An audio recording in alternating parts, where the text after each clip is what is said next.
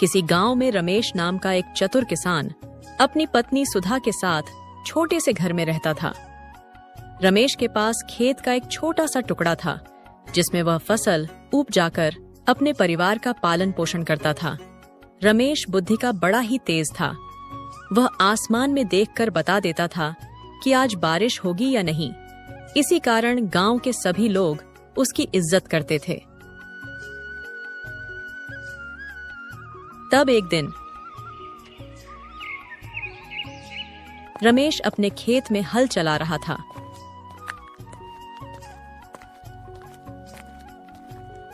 तभी उसके खेत में सुमेर सिंह नाम का गांव का जमींदार आया। रमेश भाई, आखिर तुम क्यों इस छोटे से खेत में अपना पसीना बहा रहे हो? आखिर तुम कितना कमा लेते हो इस छोटे से खेत में फसल उपजाकर? मैं तो कहता हूं तुम अपनी जमीन मुझे बेच दो और मेरे यहां काम पर लग जाओ। मैं तुम्हें इस खेत की अच्छी कीमत भी दे दूंगा और मजदूरी में तुम्हें 200 रुपए दूंगा। जमींदार का खेत रमेश के खेत से जुड़ा हुआ था, इसलिए जमींदार रमेश की जमीन को किसी भी तरह से हथिया लेना चाहता था। लेकिन रमेश अपनी जमीन किसी को नहीं देना चाहता था। तब रमेश ने जमींदार से कहा, जमींदार साहब, मैं इसी खेत के टुकड़े से पल रहा हूँ। अगर मैं यह जमीन आपको दे दूंगा तो फिर मैं कहां जाऊंगा? मुझे तो भूखा मरना पड़ेगा। नहीं नहीं जमींदार साहब, मैं यहाँ खेत को कभी नहीं बेचूंगा। यह खेत मेरे दादाजी की निशानी है। जमींदार साहब, मैंने एक तरकीब निकाली है। मैं इस बार ऐसी फसल लगाऊंगा कि मुझे दुगनी कमाई होगी। और देखना, आप भी किसी दिन मैं आपका वाला खेत भी अपने खेत में मिला लूंगा। जमींदार रमेश की बात सुनकर आश्चर्यचकित हो गया और मन ही मन सोचने लगा, अरे बाप रे, अब ये कौन सी खेती करेगा कि इसकी फसल दुगनी हो जाएगी? कुछ तो गड़बड़ है, मुझे पता लगाना होगा। ये तो वैसे भी बड़ा चतुर आदमी है। अरे रमेश, वो सब तो ठीक है, मगर तुम कौन सी खेती करने जा रहे हो? ऐसे नहीं बताऊंगा। मेरे पास जमीन बहुत कम है, इसलिए मेरा हिसाब बैठ नहीं रहा है। आज रात मैं इसी खेत में आकर हिसाब लगाऊंगा। इतना कहकर रमेश वहां से चला जाता है। ये बात जमींदार के सर में दर्द देने लगा। वह सोच रहा था कि कौन सी ऐसी फसल है जो कम खेतों में दोगुनी हो जाएगी।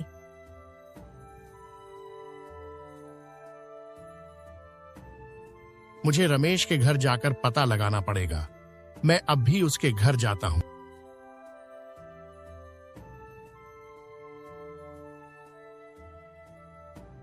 शाम हो चुकी थी पर अपने खेत में जाने की तैयारी कर रहा था। तभी उसकी पत्नी बोलती है, ये क्या रात हैं? क्या सुधा, तुम शांत रहो। जोर जोर से बोलकर गांव वालों को जगा दोगी क्या?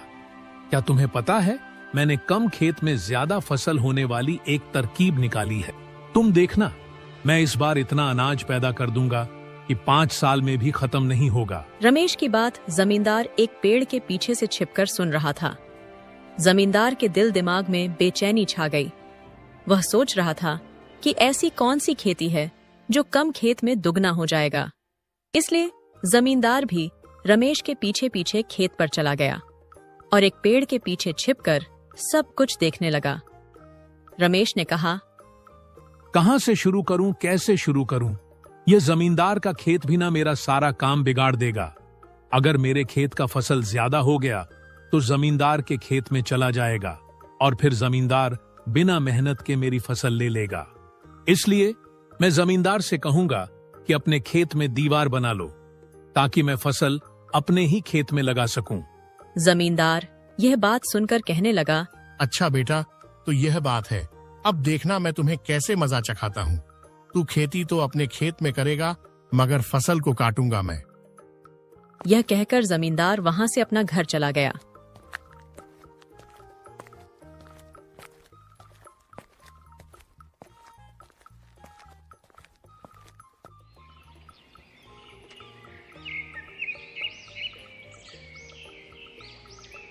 अगले दिन सुबह होते ही रमेश जमींदार के घर गया। जमींदार साहब, मैं आपके पास ही आ रहा था। मुझे एक जरूरी बात आपसे करनी। हाँ, तुम कोई भी जरूरी बात मुझसे कहो, लेकिन मैं अपने खेत में दीवार खड़ी नहीं करूंगा।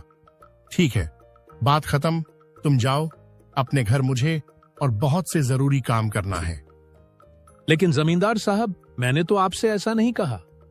फिर आप मुझसे ऐसी बातें क्यों कर रहे हैं? हाँ, पता है मुझे, तुम मुझसे यही कहना चाहते हो क्योंकि तुम्हारे पास खेत भी कम है और तुम्हारी दुगनी फसल का हिसाब तुम्हारे वह छोटे से खेत में नहीं बैठ रहा है, इसलिए तुम मेरे पास आए हो। रमेश वहां से अपने घर वापस चला गया। फिर रात हुई तो जमींदार जाने लगा। अब देखना मेरा कमाल, मैं अपने खेत की मेड़ को काटकर आगे बढ़ा देता हूं ताकि रमेश को पता ना लगे और वह मेरे खेत में भी फसल लगा देगा और मुझे भी इसका लाभ मिल जाएगा। इतना कहकर जमींदार रात भर अपने खेत में काम करता रहा और अपने खेत की मेड़ को आगे बढ़ा दिया।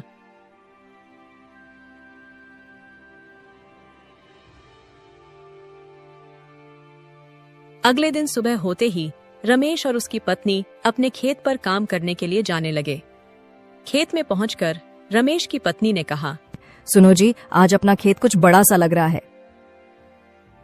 हाँ सुधा, लग तो मुझे भी लग रहा है कि भगवान ने मेरी सुन ली।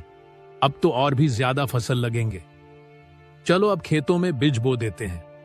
अब रमेश और उसकी पत्नी मिलकर दोनों फसल की बीज बोने लगते हैं। वे दोनों पूरे खेत में बीज बोने के बाद फसल होने का इंतजार करने लगते हैं। इसी तरह कुछ महीने बीत गए। जब फसल तैयार हुई तो वह धान की फसल थी। पूरा खेत धान की फसल से भर गया। जब फसल काटने की बारी आई तब जमींदार ने रमेश से कहा,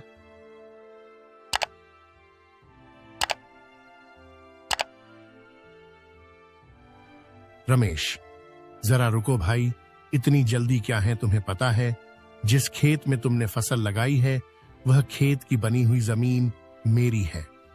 क्या बात करते हैं जमींदार साहब, मैंने तो आपसे जगह नहीं मांगी थी। फिर आपने अपने खेत की मेड़ को काटकर जगह बढ़ा क्यों दिया? रमेश, मुझे वह सब नहीं पता, लेकिन यह बड़ी हुई जगह मेरी है। मैंने ही खेत की मेड़ को काटकर आगे बढ़ा दिया था ताकि तुम्हारी फसल की जड़ मेरे खेत में आ जाए। अच्छा, तो ये बात है। लेकिन जमींदार साहब, मैंने भी यही तरकीब लगाई थी क्योंकि मेरे पास खेत कम था और कम खेत में दुगनी फसल कैसे संभव होगी। लेकिन आपने तो मेरे मन की बात सुन ली और कर भी दिया। जमींदार साहब, न मैंने आपको खेत बढ़ाने को कहा, न आपके पास आया, तो आपने अपने खेत की मेड़ को आगे बढ़ाया क्यों? इसलिए इस फसल पर आपका कोई हक नहीं है। जहां तक मेंढ है वहां तक आपका खेत। बाकी मेरी समझ गए जमींदार साहब। रमेश की बात सुनकर जमींदार आश्चर्यचकित हो गया और रमेश के दिमाग को मान गया। लेकिन फिर भी जमींदार हार मानने वालों में से नहीं था और इस बात का बदला लेने के लिए इंतजार करने लगा। तब कुछ महीनों बाद रमेश में बीमार पड़ गया और गेहूं की फसल की बुआई होने लगी। समय निकला जा रहा था। जमींदार उसकी हंसी उड़ाने के लिए उसके घर गया। क्यों रमेश, देखा ना बेईमानी का नतीजा, पड़ गया ना बीमार। अब तुम्हारे खेत को कौन जोतेगा? गेहूं की बुआई का समय निकल जा रहा है। अभी तक तो तुम्हारे खेत में हल भी नहीं चला। अब देखो तुम भूखे मरोगे। तुम्हारे पास खाने के लिए अनाज भी नहीं होगा। मालिक, मैं क्यों भूखा मरूंगा? मेरे पास दादाजी का खेत है ना, वह मुझे कभी भी भूखा नहीं मरने देगा। ऐसा वरदान है उसे खेत में। कैसा वरदान रमेश? मैं क्यों बताऊं आपको, आप जाओ यहां से। रमेश की आश्चर्यजनक बात सुनकर एक बार फिर जमींदार के सर में दर्द हो गया। जमींदार रमेश के घर से गया तो सही, मगर बाहर जाकर वह एक पेड़ के पीछे छिप गया और शाम होने का इंतजार करने लगा। जब शाम हुई तो दोनों पति पत्नी आपस में बात करने लगे। रात में रमेश की पत्नी ने पूछा, सुनो जी, दादाजी हमें ऐसा कौन सा वरदान देकर गए हैं जो हमें भूखा नहीं मरने देगा और अभी तक तो हमारे खेत में हल भी नहीं चला है? फिर ये सब क्या है? अरे तुम जोर जोर से चिल्लाओ मत, ये बात गोपनीय है। अगर कोई सुन लिया तो हमारा राज सबको पता चल जाएगा और हमारा सारा काम बिगड़ जाएगा। अब ध्यान से सुनो। हमारे खेत में दादाजी ने सोने से भरा एक मटका छुपा दिया था जिसे हमने खोद कर निकालना है। इसीलिए मैंने अभी तक अपने खेत की जुताई नहीं की। करूं खेती करके जब इतना सारा धन मिल ही जाएगा तो। अच्छा बेटा, अब तू देख, आज रात को ही तेरे खेत से सारा सोना निकाल लूंगा, फिर देखता हूँ कैसे तू जिंदा रहता है और क्या खाता है। फिर क्या था, जमींदार रात को ही रमेश घर पहुंच गया और पूरा खेत खोदने लगा। इस तरह से खेत खोदूंगा तो मटका कभी नहीं मिलेगा। ऐसा करता हूँ कि हल से पूरा खेत ही जोत देता हूँ, फिर आसानी से मुझे मटका मिल जाएगा। फिर जमींदार ने हल चलाकर सारा खेत जोत दिया, पर कोई मटका नहीं मिला। जब रात बीती और सुबह हुई तो जमींदार गुस्से में आकर रमेश के घर गया।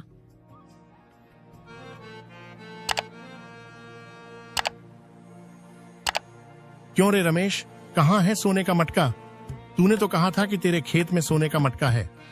मैंने सारा खेत तो खो दिया, पर मुझे कहीं भी मटका नहीं मिला। कहीं नहीं मिला? पर ऐसा कैसे हो सकता है जमींदार साहब? आपने पूर्व उत्तर की दिशा में सही से नहीं देखा होगा। मैं अभी जाकर देखता हूँ। अरे बेवकूफ, जाते कहाँ हो? मैंने सभी जगह पर खुदाई करके देख लिया। पूरब पश्चिम उत्तर दक्षिण पर मुझे कहीं पर भी मटका नहीं मिला। क्या आपने सारा खेत जोत दिया है? अरे ओ भाग्यवान, जल्दी से बिज लाओ। जमींदार साहब ने हमारा पूरा खेत जोत दिया है। अब मुझे हाल चलाने की जरूरत नहीं है। किसी ने सच ही कहा है, भगवान गरीबों की सुन ही लेते हैं। अरे ओ बेवकूफ, तुमने मुझसे झूठ कहा था। वहां कोई सोने का मटका नहीं है। मालिक, अगर वहां कोई सोने का मटका होता तो मैं वहां सोना निकालकर गांव का जमींदार नहीं बन जाता क्या? वह तो मैंने अपनी पत्नी सुधा का दिल बहलाने के लिए ऐसा कहा था। लेकिन एक बात मुझे समझ में नहीं आ रही है, यह बात आपको किसने बताई? जमींदार लड़खड़ाते हुए बोला, मुझे कौन बताएगा? मैं क्या तुम्हारे घर पे था जो मुझे पता चल जाएगा? वह तो मुझे सपने में आया था, इसलिए मैं तुम्हारे खेत में सोने का मटका ढूंढने गया था। अच्छा, तो यही बात है। बेचारा जमींदार वहां से बेवकूफ बनकर चला गया। इस तरह से रमेश ने अपने खेत को बड़ा भी कर लिया। अगर बुद्धि हो तो बड़ी से बड़ी मुश्किल भी आसान हो जाती है।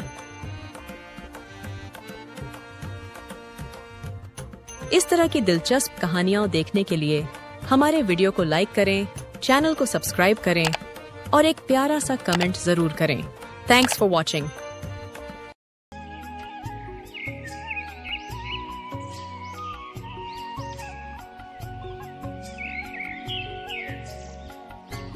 रामपुर नाम के एक गांव में राजू नाम का एक किसान रहता था। राजू बहुत ही ईमानदार और दयालु था। राजू रोज अपने खेतों में काम करता था और उसी से अपना घर चलता था।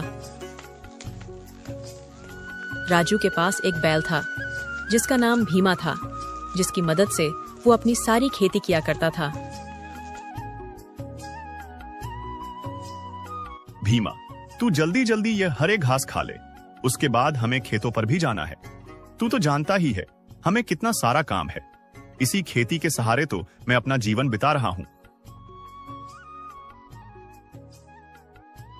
उसी गांव में राजू का एक दोस्त नंदू भी रहता था, जो बहुत ही कामचोर और अलसी था। वह अपनी चिकनी चुपड़ी बातों से हमेशा राजू का दिल जीत लेता था। एक दिन जब राजू अपने खेतों में काम कर रहा था, तब नंदू उसके पास आकर उसे बोलता है, अरे राजू, कैसे हो मित्र? अरे भाई नंदू, यहाँ कैसे आना हुआ? मैं तो बिल्कुल ठीक हूँ। भगवान की कृपा से सब अच्छा चल रहा है। तुम बताओ भाई, तुम कैसे हो? कुछ परेशान लग रहे हो, क्या बात है? क्या बताऊं राजू, तुम तो जानते ही हो कि इस साल मेरे खेत की सारी फसल खराब हो गई थी। बस इसी वजह से मेरी हालत बहुत खराब है। मेरे ऊपर बहुत लोगों का कर्ज हो चुका है। सोच रहा हूँ घर बार छोड़कर बहुत दूर चला जाऊं। बहुत परेशान हो गया हूँ भाई। अब कोई अपना भी तो नहीं है जिससे कोई मदद मांग सकता। क्या नंदू, ऐसा क्यों कह रहे हो भाई? आखिर हम दोनों पक्के दोस्त हैं और परेशानी में एक दोस्त ही दूसरे दोस्त के काम आता है।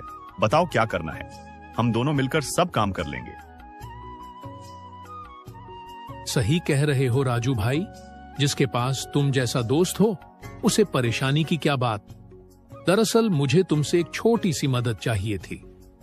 हाँ हाँ बोलो भाई, इसमें इतना सोचने की क्या बात है। बताओ मैं क्या मदद कर सकता हूं तुम्हारी। राजू, क्या तुम अपनी बैल मुझे कुछ दिनों के लिए दे सकते हो? दरअसल मुझे अपने खेत में नई फसल उगानी है। इसके लिए मुझे तुम्हारे बैल की जरूरत है। बदले में मैं तुम्हारी बैल की अच्छे से देखभाल करूंगा। तुम चिंता मत करना, मैं तुम्हारे बैल को जल्दी ही वापस लौटा दूंगा। राजू को नंदू की ये हालत देखकर बहुत बुरा लगा।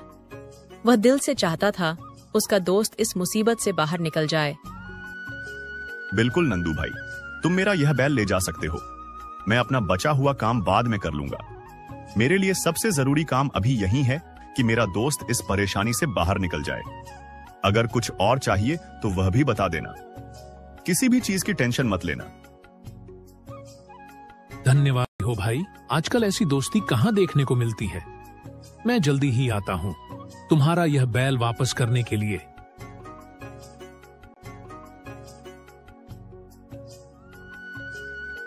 नंदू खुशी खुशी राजू के बैल को लेकर चला गया, लेकिन उसे वापस करने का उसका कोई इरादा नहीं था। उसके मन में काय खुराफात चल रही थी।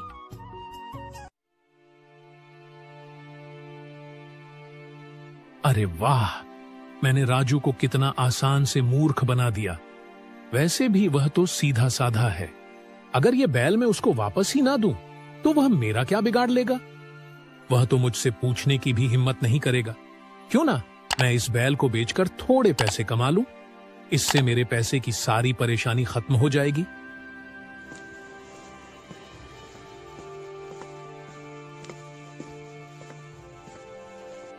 नंदू ने उस बैल को बड़े व्यापारी को बेच दिया। अरे वाह, आज तो मजा आ गया। इस बैल के तो अच्छे खासे पैसे मिल गए।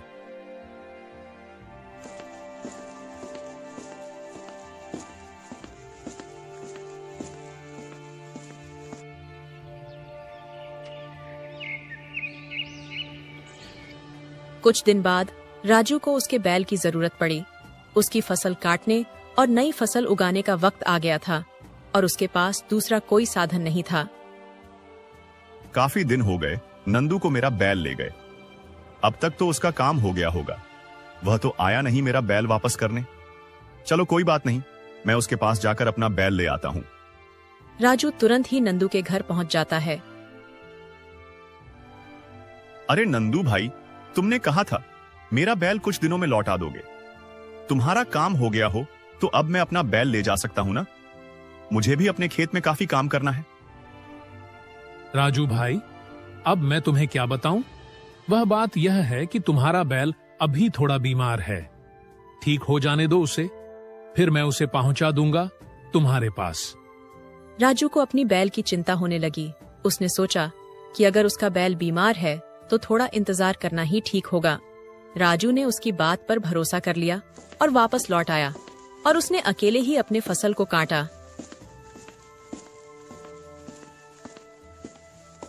कुछ दिन और बीत गए, लेकिन नंदू ने अभी तक उसका बैल वापस नहीं लौटाया था। राजू को खेत की जुताई के लिए उसकी बैल की जरूरत थी, इसलिए वह फिर से नंदू के घर गया। नंदू, मुझे अपनी बैल की जरूरत है भाई। मुझे मेरा खेत जोतना है। क्या मेरा बैल अब ठीक हो गया है? क्या राजू भाई, मैंने उसे अभी अभी बाहर चरने के लिए भेजा है। एक काम करो, तुम कल आना। राजू को नंदू की बातों पर थोड़ा शक हुआ, लेकिन उसने एक दिन और इंतजार करने का निर्णय लिया और वहां से चला गया। रास्ते में उसे एक बूढ़ा मिला जिसने राजू को बुलाया और बोला,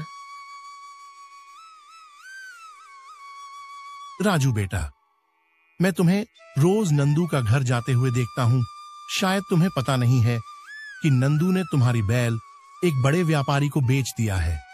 मैंने दूसरे गांव के एक बड़े व्यापारी के साथ देखा था। बेटा, तुम्हें उस दुष्ट नंदू की बातों में नहीं आना चाहिए था। बूढ़े आदमी की बातें सुनकर राजू की आंखों में आंसू आ गए। बाबा, मैंने तो नंदू को अपना सच्चा दोस्त माना था, लेकिन उसने तो मेरी दोस्ती का फायदा उठाया है। पर अब मैं ऐसा नहीं होने दूंगा। वह मेरा बैल खुद वापस लौट आएगा। बाबा, क्या आप मेरी एक मदद कर सकते हैं? हाँ बेटा, बताओ मैं क्या कर सकता हूँ। राजू उस बूढ़े आदमी को सारी बातें बता देता है कि उसे क्या करना है और फिर अपने घर चला जाता है। कुछ देर में नंदू उसी रास्ते से गुजर रहा था। तभी वह बूढ़ा आदमी उसे देखता है और अपने पास बुलाता है। क्या बात है बाबा, आपने मुझे इस तरह रोक करके क्यों बुलाया? हाँ बेटा नंदू, बात ही कुछ ऐसी है। मैं कई दिनों से देख रहा हूँ राजू रोज तुम्हारे घर पर किसी बैल के लिए आता है। हाँ बाबा, पर बात क्या है? बेटा, अभी थोड़ी देर पहले मैंने उसे किसी से बात करते सुना है कि उसे यह बैल को उसे एक साधु महात्मा ने दिया था और कहा था कि जिसके पास भी ये बैल रहेगा उसकी खेत फसल से लहलहाती रहेगी और उसके खेत में कभी सूखा नहीं पड़ेगा। क्या क्या बात कर रहे हो बाबा? हे भगवान, हाँ मैंने क्या कर दिया? जरा से पैसे के लिए मैंने अमीर बनने का मौका गवा दिया। अभी जाकर उस बैल को वापस ले आता हूँ। बस उस आदमी ने उस बैल को कहीं बेच न दिया हो। नंदू उस बैल को लेने उस व्यापारी के पास पहुंच जाता है। जब वो उस बैल देखता है तो उसकी जान में जान आती है। चलो यह तो अच्छा है कि इस व्यापारी ने उस बैल को बेचा नहीं, लेकिन अब मैं बैल को लेकर जाऊं कैसे? हाँ भाई नंदू, मैं तुम्हें ये बैल देना तो नहीं चाहता, क्योंकि ये 10 आदमियों का काम अकेला ही कर देता है मेरे खेत में। लेकिन फिर भी अगर तुम इसे लेना चाहते हो तो मैंने इसका एक उपाय निकाला है। मैं तुम्हें बैल तभी वापस दूंगा जब तुम मुझे इस बैल के 3 गुना पैसे दोगे। मंजूर है तो बोलो। बेटा नंदू, यह 3 गुना पैसे तो बहुत कम है उस दौलत के सामने जो इस बैल से मुझे मिलाने वाली है। जल्दी से इसे पैसे दे और निकल जाए यहाँ से। ठीक है भाई, मुझे यह सौदा मंजूर है। नंदू उस व्यापारी को पैसे देकर वहाँ से निकल पड़ता है।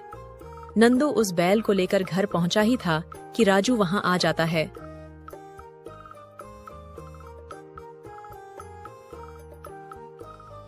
नंदू भाई, लगता है मुझे आज मेरा बैल मिल ही जाएगा। अरे राजू भाई, हाँ, तुम बिल्कुल सही समय पर आए हो। मैं तो इसे लेकर तुम्हारे पास ही आ रहा था। अच्छा हुआ कि तुम आ गए। लो, अब ले जाओ अपने बैल को। अब राजू अपने बैल को लेकर खुशी खुशी वहाँ से चला जाता है और नंदू मुंह ताकता रहता है।